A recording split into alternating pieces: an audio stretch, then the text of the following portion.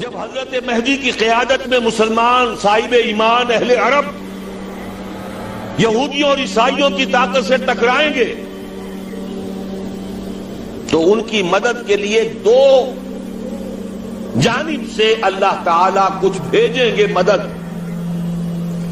ایک تو آخری مرحلے میں مدد آئے گی حضرت مسیح عیسیٰ ابن مریم کا نزول، جو یہودیوں کی طرف رسول بنا کر بھیجے گئے تھے. انہیں یہودیوں نے اپنے خیال میں سولی پر چڑھا دیا، لیکن اللہ نے فرمایا وما صلبوہ وما قتلوہ ولکن شبہ لہم بل رفعہ اللہ الیہ. اللہ تو اپنی طرف اٹھا کر لے گیا. اور احادیث صحیحہ جو کہ ہمارے ہاں متواترہ کے درجے میں وہ احادیث جو صحیح ہیں کی ہیں، ان سے ثابت ہے کہ حضرت عیسیٰ ابن مریم دوبارہ زمین پر آئیں گے. اور یہودیوں کا سب سے بڑا سرغنہ جو خود مسیح ہونے ہی کا دعویٰ کر رہا ہوگا، مسیح الدجال، اسے حضرت مسیح قتل کرے. لیکن ایک دوسری حدیث سے معلوم ہوتا ہے کہ مشرق سے فوجیں آئیں گی حضرت مہدی کی مدد کے لیے. یخرجون ناس من المشرق یؤدون للمہدی یعنی سلطانہ.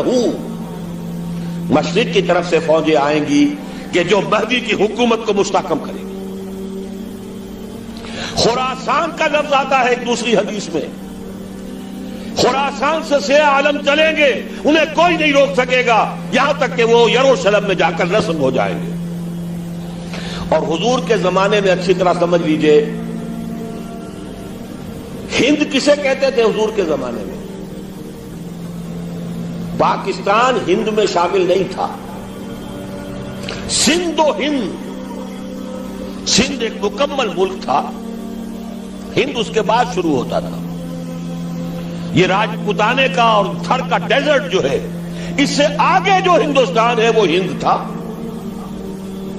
یہ جو ہمارا پاکستان ہے یہ ہمیشہ ہند میں شامل نہیں رہا. حضور کے زمانے میں بالخصوص سندھ و ہند، دریائے سندھ چلا آ رہا ہے. یہ ساری ٹریبیوٹریز جو پنجاب کے اندر اس کی ہیں، یہ سب ایک علیحدہ ملک ہے جو اس زمانے میں سندھ کہلاتا تھا. اور نمبر 2 یاد کیجئے، اس زمانے میں خراسان ایک علاقہ تھا جس میں موجودہ افغانستان کا 2/3، تھوڑا سا حصہ ایران کا. اور جہاں تک میں تحقیق کر سکا ہوں آج تک، پاکستان کا بھی علاقہ خاص طور پر مالاکنڈ ڈویژن جو اس خراسان میں شامل ہے. خراسان سے سیاہ عالم چلیں گے جو جا کر یروشلم میں نصب ہوں گے. یہاں بھی ایک نقطہ نوٹ کر لیجئے، پہلے بھی یروشلم ہم سے چھینا تھا. کس نے چھینا تھا؟ عیسائیوں نے، کروسیڈرز. واپس کون لیا؟ کس نے لیا؟ عربوں میں دم نہیں تھا، عرب عیاشیوں کی وجہ سے کھوکھلے ہو چکے تھے. واپس لینے والا صلاح الدین ایوبی، کرد خون. اب دوبارہ یروشلم لیا جا چکا. چھینا کن سے گیا؟ عربوں سے. عرب واپس لے سکتے ہیں؟ کوئی اندیشہ اگر ہو سکتا تھا عراق کے بارے میں کہ شاید اس کے ایٹمک دانت نکل آئے، جو سازش کی گئی، جس طرح اس احمق اور پاگل صدام حسین کو دام میں پھنسایا گیا. 100 دام، 100 جال، دام کہتے ہیں جال کو، 100 دام اس میں جو پھنسا ہے تو اگلا پچھلا کھایا پیا سب اگلوا لیا. اور ہے کون؟ اس کے پاس ایٹمک ہتھیاروں کا ذخیرہ موجود ہے، اور کسی کے وہ ایٹمک دانت بھی نکلنے نہیں دے رہے. پاکستان کے اوپر کتنا دباؤ، اور ہمیں نہیں پتا کتنا کچھ دباؤ قبول کیا جا چکا. یہ تو سبھی مانتے ہیں. کیپ کر دیا گیا، روک دیا گیا، آگے تو نہیں بڑھ رہا، یہ تو سبھی مانتے ہیں. رول بیک بھی ہو گیا یا نہیں کچھ پتہ نہیں. لیکن کسی صورت یہ نہیں تسلیم کریں گے، قبول کریں گے کہ کسی مسلمان ملک کے پاس ایٹم بم آ جائے۔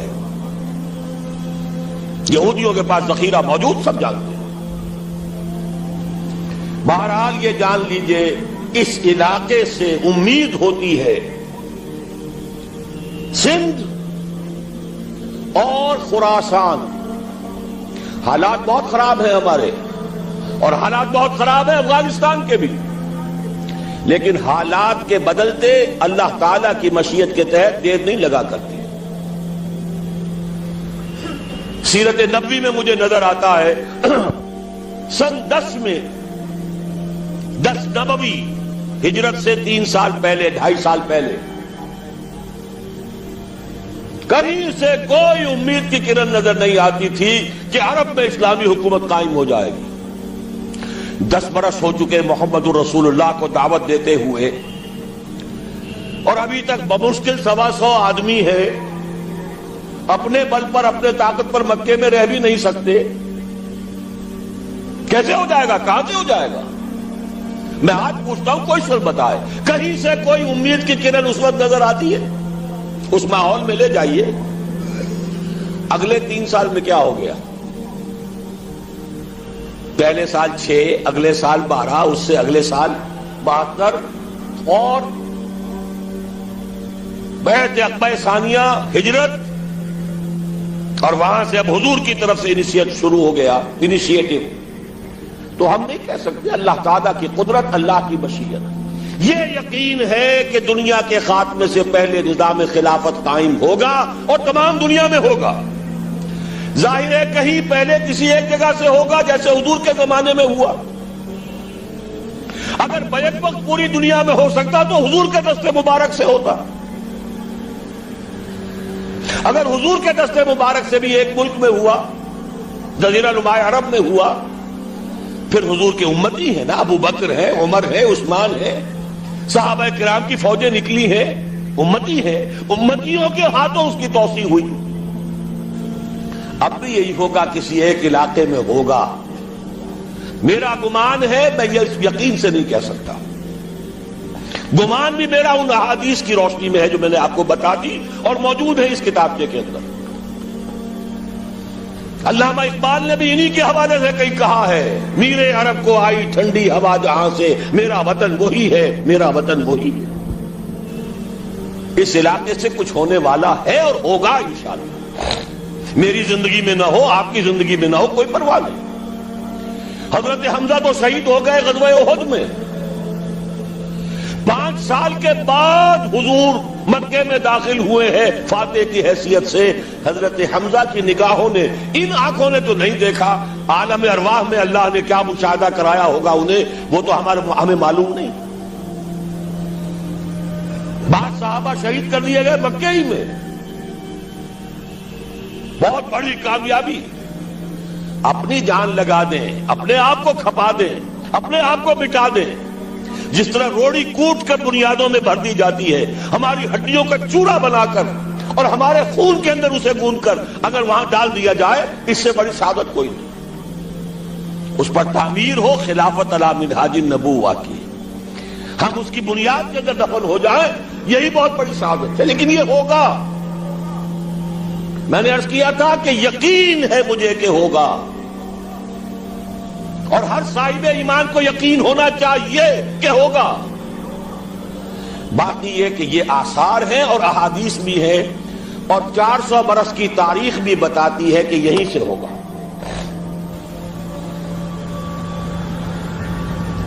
1000 برس تک سارے مجددین امت عالم عرب میں پیدا ہوئے۔ 11ویں صدی کا مجدد اعظم شیخ احمد سرہندی کہاں دفن ہے؟ سرہند میں، ہندوستان میں۔ 12ویں صدی کا مجدد اعظم شاہ ولی اللہ دہلوی کہاں دفن ہے؟ دہلی میں۔